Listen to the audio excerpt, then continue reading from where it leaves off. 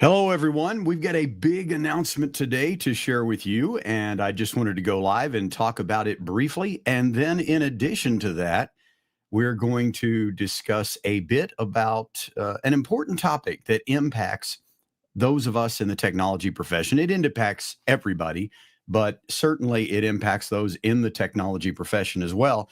And I want to discuss it and what the issue is and how we can deal with it and address it. But first of all, this exciting big announcement that is just happening today. Now, you may have seen hints of this toward the end of last week and over the weekend as you saw people posting on their individual social media accounts about their achievement.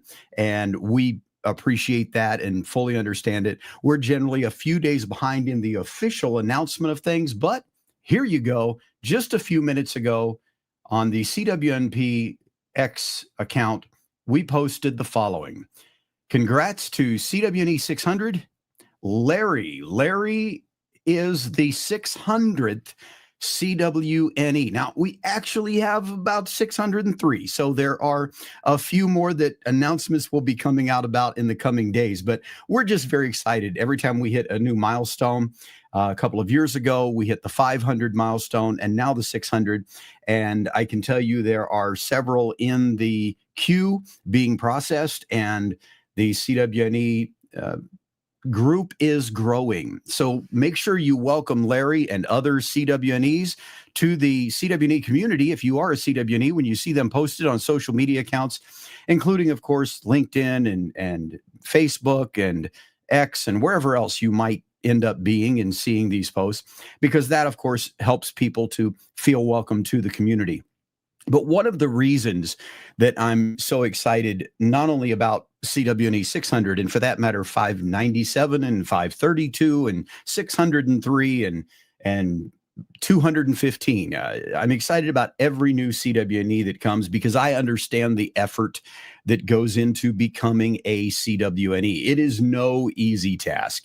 It's quite a challenging task, but one that is well worth pursuing. But as I was thinking about this, I knew over the weekend we were going to announce this morning, and I was thinking about what might be holding some people back. We have the ability to, of course, look into our account information with CWNP and see people who may have all four required certifications with us. We don't necessarily know what they have for external certifications, as well as the CWISA certification in many cases. So they have the four in the Wi-Fi track, the one in the IoT track, and probably one outside of CWNP as well if they have that many. And yet we're not seeing that application come in. And I think that one of the things that can impact that, among several, is this thing that in the psychological research literature, psychotherapy research literature, and so forth, they call the imposter phenomenon. Now, you may have heard this called the imposter syndrome, because that's more popularly what it is called in the popular press. The actual researchers that talk about this prefer to call it the imposter phenomenon, or another term called perceived fraudulence that I'll get into in a moment, because they don't want to typify this as a syndrome, as a disorder, as something that maybe is inherent in your psychology or your biological makeup, but rather that it is something that is developed over time contextually in a social space, and it's something that we come to believe about ourselves, whether it is true or not. Now, some of you have heard me talk at conferences and other places, and I talk about the fact that we all have multiple selves. We have our current perceived self, how we see ourselves. We have our perceived past self, and we have our perceived future selves that we might call possible selves.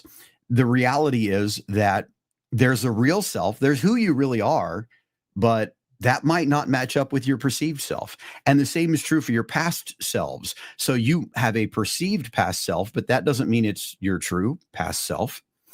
Many times our perceived past selves are simply how others have spoken of us.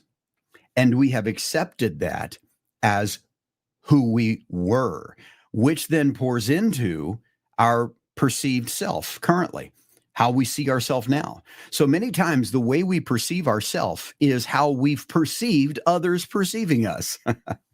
But the reality may be very different. Well, all of this can flow into this concept of what Clance and Imes in 1978 first defined as the imposter phenomenon.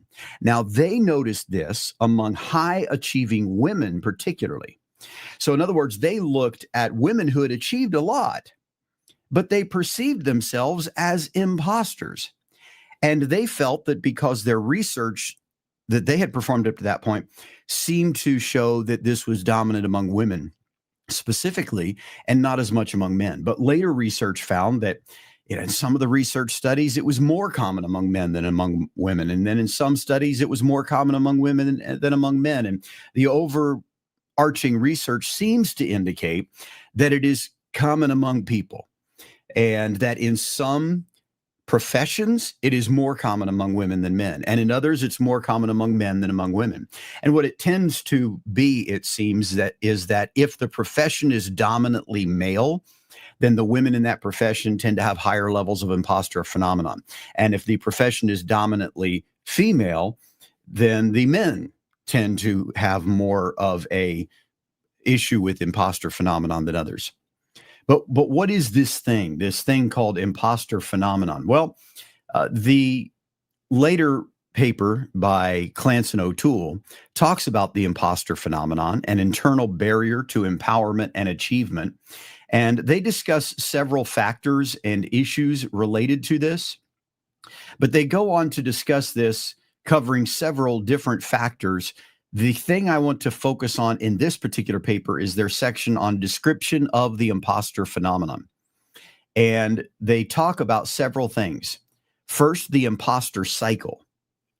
So the imposter cycle is the procedure or the flow that people go through when they have imposter phenomenon as an experience in their life.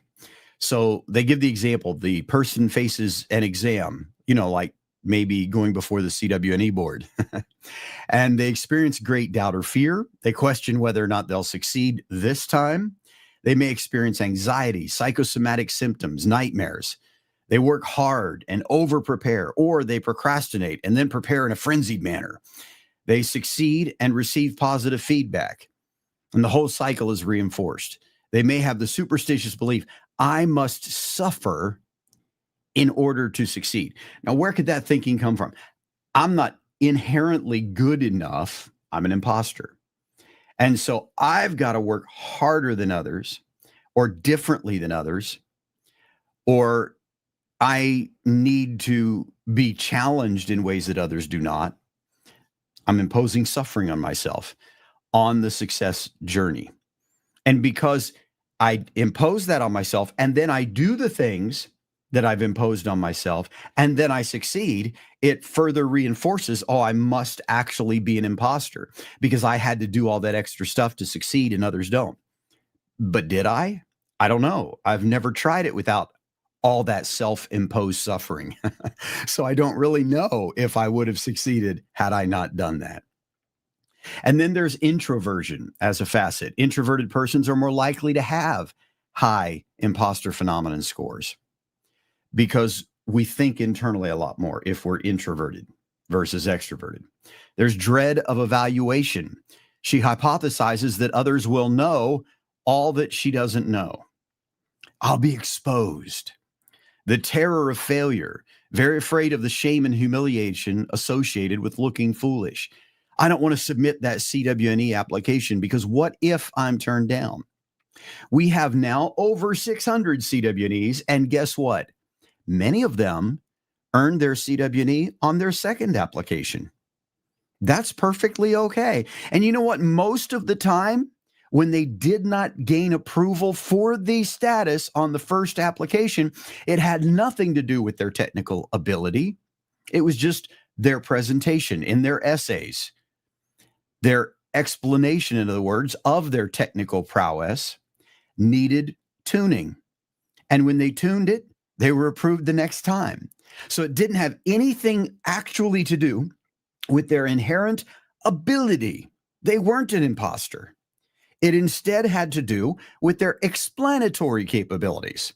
Maybe you could say they're an imposter if they tried to say they're the greatest communicator in the history of technology, but they weren't an imposter as to their technical proficiency as a CWNE at all. Therefore, what I'm saying is, even someone who applies and maybe they don't get approved on the first attempt, that should not be taken internally to that person as a signifier of their lack of technical proficiency. Instead, they want to look at how did they present themselves. And maybe that they need to learn more technical things, but even then, that should not be taken as a signifier that they lack the ability to develop the technical proficiency. Instead, it should be taken as a signifier of the areas where they need more experience, and then a reapplication. See, this is the whole benefit. Evaluation is good for us. It makes us better when we don't internalize it as I am incapable in some way, but rather we internalize it as I need to improve in this area, to grow in this area, to increase my skills in this area, to get more experience in this area. I hope you're feeling what I'm putting out, because it's very important to understand. Then there's guilt of success. She handles this by denying her success. Now, this is interesting. There's a lot of research in the psychological literature on this concept among men and women of not wanting to excel their parents. And so it's seen more among men of not wanting to excel their fathers, and it's seen more among women of not wanting to excel their mothers, but it can cross over as well. The concept is that if I excel beyond my parents, I make them feel bad. Now, I don't know about you. I'm a parent. I've got several children, and I would love to see all of them do massively better than me. And I think most parents are that way. I think most parents would like to see their children do better than them, to have a better life, to have an easier life, to have a feeling of accomplishment well beyond what they have done. And that's the reality. And yet people get it in their mind that they don't want to excel their parents. That can feed into this concept of guilt of success. The guilt of success is also what feeds into the imposter cycle, or it's part of what feeds into it. Because what do? I just deny my success. Have you ever seen someone that no matter how many times they excel or succeed, they step all over it afterwards? Well, it was just because. Well, I would have never been able to do it without. Well, it's not really me. It's just that was an easy certification. Whatever they do, whatever they succeed at, they try to downplay it. They look at it as not successful. But when they fail, oh, I was horrible. I did bad. I made a mistake. They internalize it. They make it all about themselves instead of possibly about the context, about the fact that they had improper information about what they needed to succeed in that role or endeavor or task. So there's a balance. I do need to evaluate, did I fail to prepare appropriately? But I also need to say, was I misinformed, or did I get bad advice? I also need to look externally to the social environment in which I tried to achieve. So both of them are important. And if we overemphasize either one of them, for one of them, we're taking sole responsibility and then internalizing that as not good enough. And for the other one, we're taking no internal responsibility and internalizing that as I just can't achieve because the environment's against me. But when we take both of them together, we realize that there are things that maybe I could do better. Not I'm not good enough. I didn't do good enough. And then we also understand that I see that I was imposed upon by my social environment, and that did impact how I functioned and how I behaved. And I need to realize that I can ignore that social environment and not take it to be internal to say something about me. It says something about that environment. And guess what? I'm going to get back on the road to achieving this task. And I'm simplifying some of this and just talking about it in generalities to give you an idea of the things that impose upon this. Then there's great difficulty in internalizing positive feedback. One of the hardest things for me is through the years was when I was teaching classes or mentoring somebody, or maybe I'd written a book and somebody thanked me for the book or what have you. I would just say, "Oh, it was no big deal," or something like that. I've learned that when someone comes to me and says, "Thank you for your book, it helped me understand X," or "Thank you for your video, it helped me understand X," or "Thank you for that presentation, that really opened my eyes to some technical concepts or even some social psychological concepts," and that now I say, "Well, thank you, I appreciate that," because I do appreciate that. And it's good for them to know that I appreciate that, because now they've been reinforced that appreciating others is a good thing and they can go do it for others. So in the whole world, I'm improving things by saying, "Thank you, I appreciate that," rather than saying, "Oh, no, it was no big deal." Because now I'm programming them, "Oh, people reject my appreciation. Maybe I shouldn't show appreciation." Do you follow that? So I'm actually benefiting society more by being thankful and appreciating it. And I truly am thankful. And I always was, but I didn't always express it. And I've learned over the decades to express my appreciation for their appreciation of my efforts. Because you know what?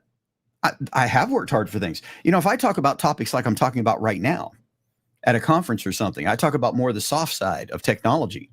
There is massive time invested in that.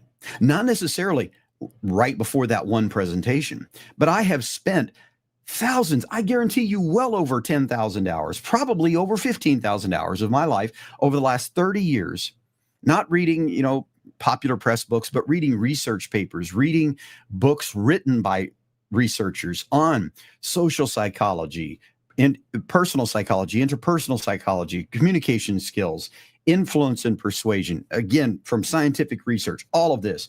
I have spent many, many hours studying all of that. And that flows into when I talk about these things. So there is a lot of effort behind it. And I really do appreciate when someone says thank you, because guess what? I did a lot of work, and then they appreciate that I appreciated them appreciating me, which makes them appreciate someone else. And if they appreciate them appreciating them, then that makes them appreciate someone else. And then you get all of this appreciation that's going around, and they don't know that I appreciated them, and I don't know that they appreciated them, but we all appreciate when we get appreciated.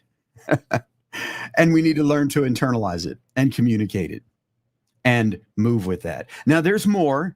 Generalized anxiety, overestimating others while underestimating oneself. But the first 6, research shows, tend to be the most dominant. Now, I really like something that Robert Sternberg came up with, and I'm going to reveal my bias. I don't know that I like it because his presentation is best. My bias is I love everything Robert Sternberg has written. As far as I know, I've read every one of the papers he's ever published, and I've read every one of his books ever written, including the most recent in 2024. So I really like his writing style. He's on YouTube. He talks and presents at conferences, and he's just a humble person when he talks, and I love that. He doesn't seem like a lot of the academics when they're talking like, "I know all this." He's more focused on, my best understanding is the following. And you can really feel that he has that nuance of, hey, I could be wrong because there's more research to come. But at any rate, he takes imposter phenomenon, which again in the popular literature became known as imposter syndrome, and focuses it around what he calls perceived fraudulence. Now, I like it, and I'll tell you why, and I'm fine with calling it imposter phenomenon as well. Obviously, I don't have much say in it. I've never done any actual research. I've just read all the research.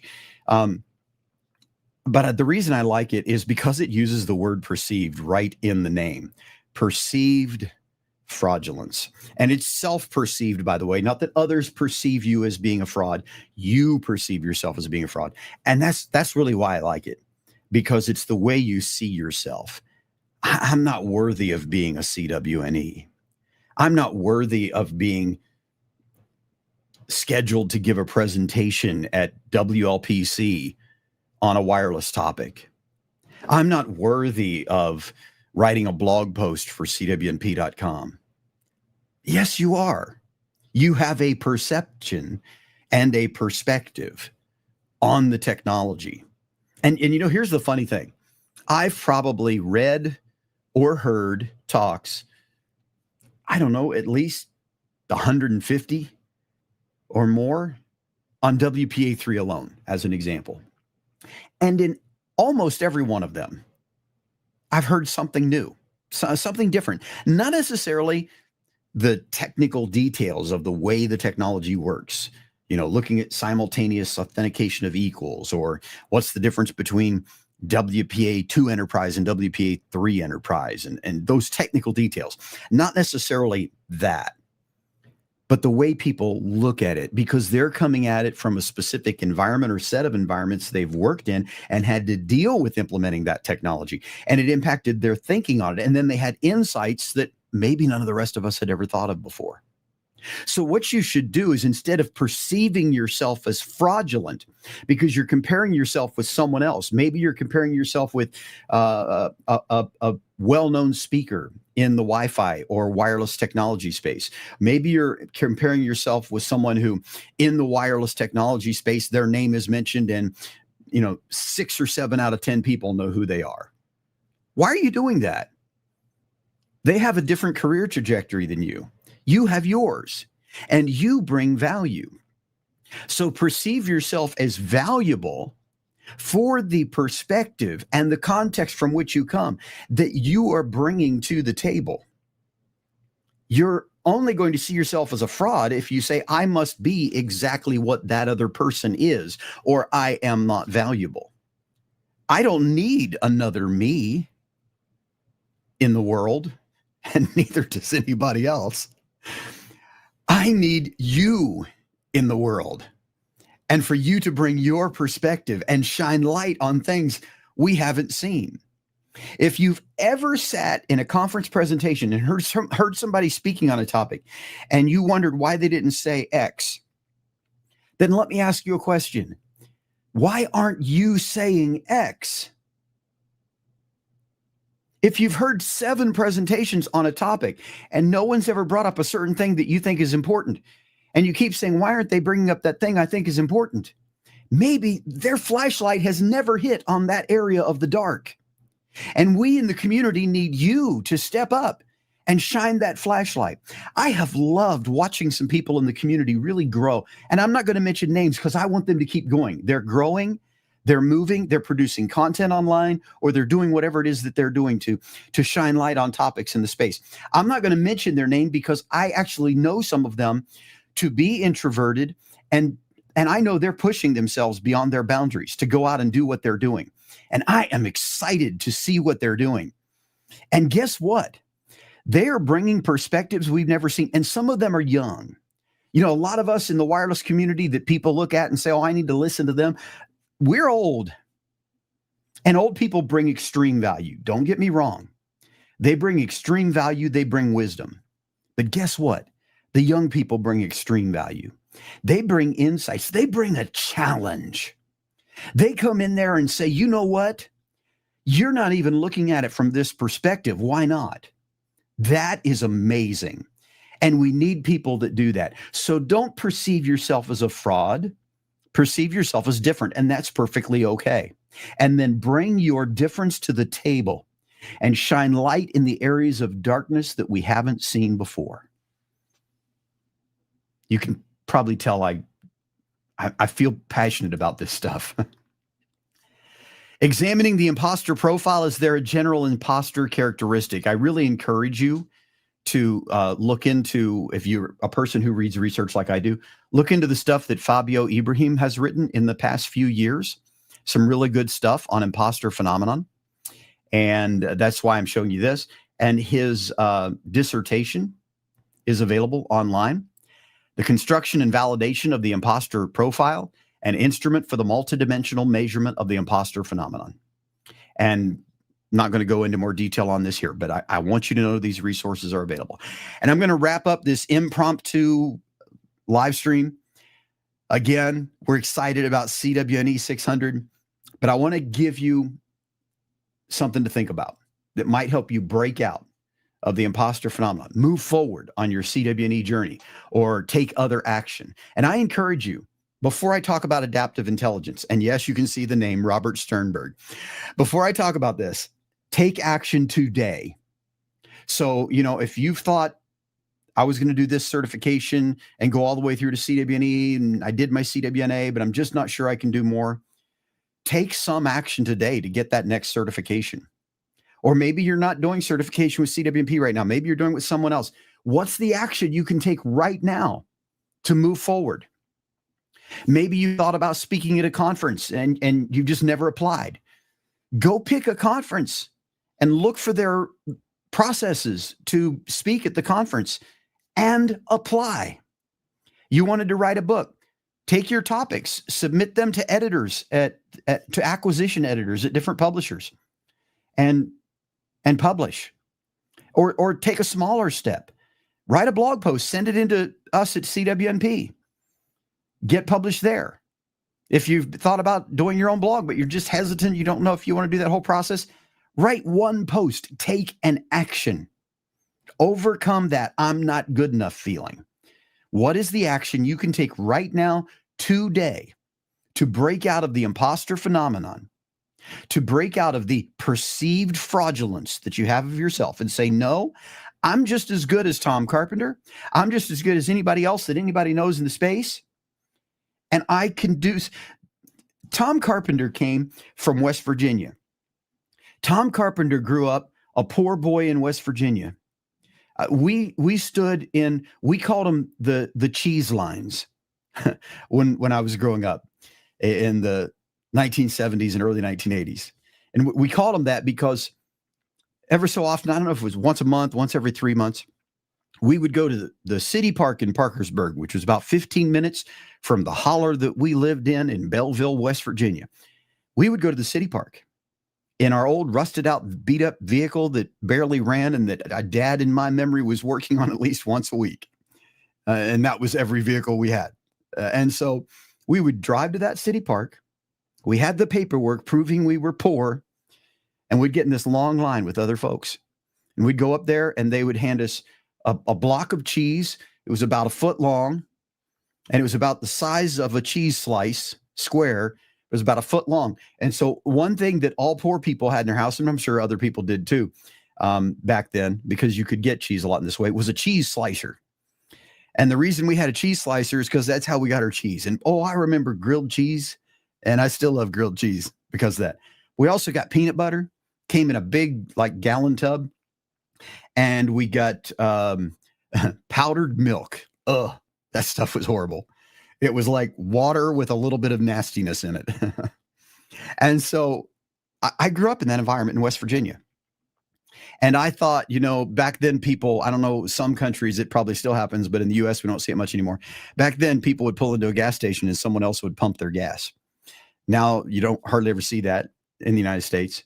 And in my thinking, I'm telling you what I was thinking. We're talking 4th and 5th grade in school. I'm thinking, that's probably the job I'll get. Or maybe I'll do like my dad and I'll work odd jobs here and there, mostly in the construction industry. That I'll find work when I can find work, and then I won't have work when I don't have work. And my mind was just, that's the way I'll live. Until something happened. In the 6th grade, Mr. Kane, Terry Kane, my math teacher, he made me do more than anyone else in the class. So here's what would happen. Every day we would have a bit of a lecture discussion, like you typically do in class. And then he would give us problems that we had to work on a certain page in the book. And we would work on those problems, and we were given maybe 30 minutes to do it or something. Well, I would always be done with them in 3 or 4 minutes.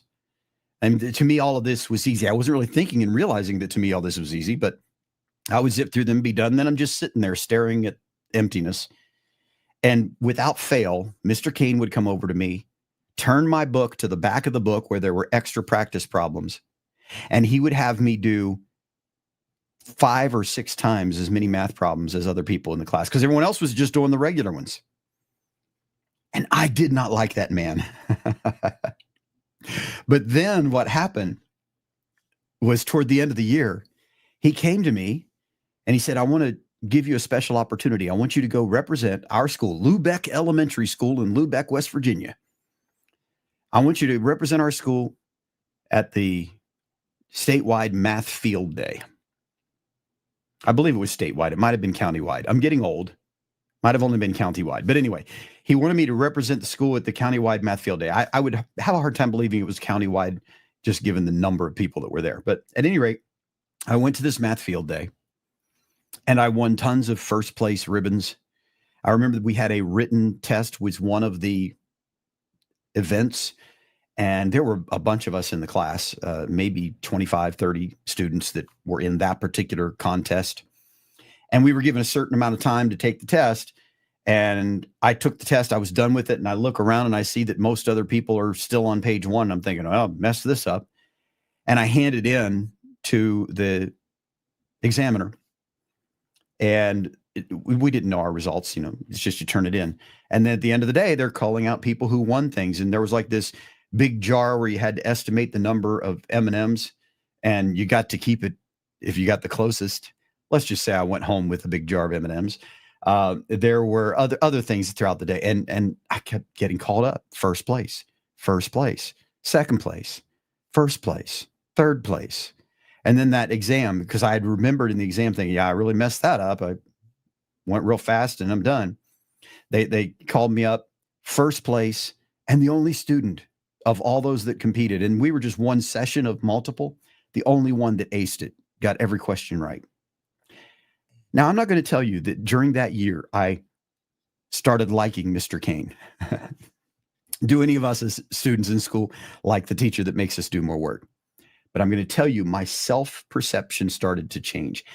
I began from that point on to believe in myself that I could do anything I wanted to do. I could learn anything I wanted to learn. I could be anything I wanted to be.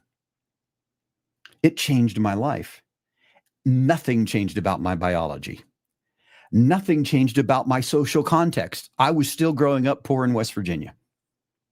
Nothing changed about physical reality, but everything changed about my perceptual reality. So I want to encourage you to say, it's not necessarily about where you come from. It's about where you're going and how much you believe you can get there.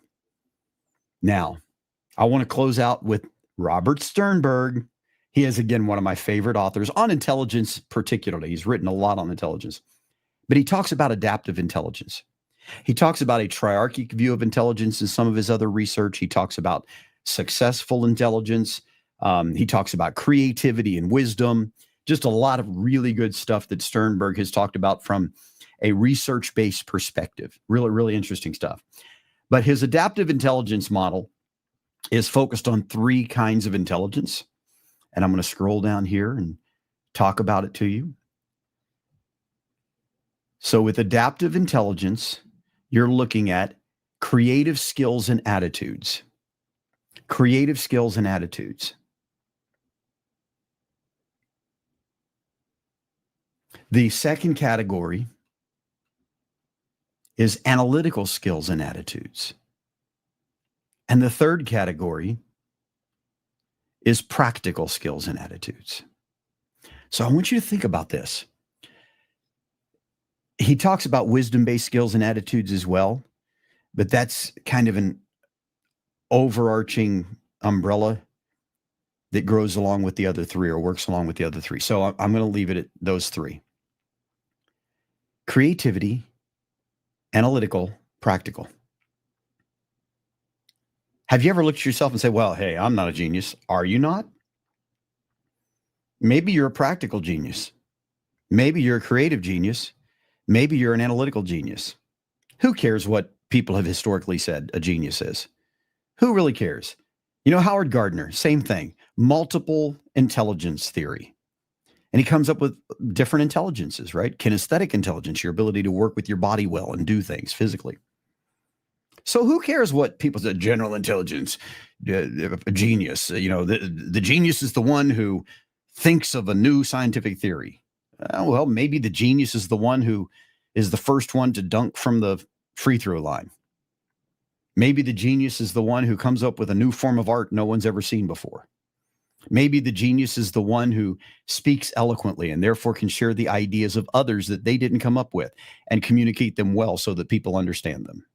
Maybe the genius is the person who can not only play a piano, but then adapt to just about any other instrument that they ever touch. Maybe the genius is the person who can write poetry well. Maybe the genius is the person who can look at a set of numbers and see things that no one else sees. So forget about general genius. Who cares? It doesn't matter. What matters in our community, in the wireless community, in all communities, is the diversity of value that is brought to the table. And I'm not talking about just diversity of race or gender or things like that. I'm talking about even within a race or within a gender, the massive diversity. You'd pick any two people, put them side by side, they're massively diverse, and this is even true among twins. So we all are diverse and bring super value to the table. So let me wrap up by saying thank you all for supporting CWNP, which has helped us to bring about CWNE 600 and beyond. I'm looking forward to CWNE 700 next year or the year after, and then beyond that. We're thankful that we're not at CWNE 5,000 because based on our community and its size, that would mean the value of the certification is not what it should be, but instead it is. It's a certification that when it's attached to the end of your signature or your social media profiles, people in the know, they know, and they respect that. And I'm excited to be part of an organization that's providing that value to the community. And I'm excited to have talked to you today about your value. So now, again, one more time, here's my call to action. What are you going to do today to move forward on your certification journey with CWNP or with anyone else? Go take the action. 2, what are you going to do today to move forward with bringing your value that you uniquely bring to this community? Start writing a blog post. Maybe you're not comfortable with that. Do an X thread. Do a LinkedIn post where you only write 3 paragraphs, but you bring an interesting insight. And if someone critiques you and says they disagree with you, look at and understand their point of view, thank them for their point of view, and then see how you incorporate it into your thinking and continue the discussion. That's okay. What I want you to do is take action today so you can either be one of those in the CWNE community or be whatever it is you want to be and bring your value to all of us. Thanks for viewing today.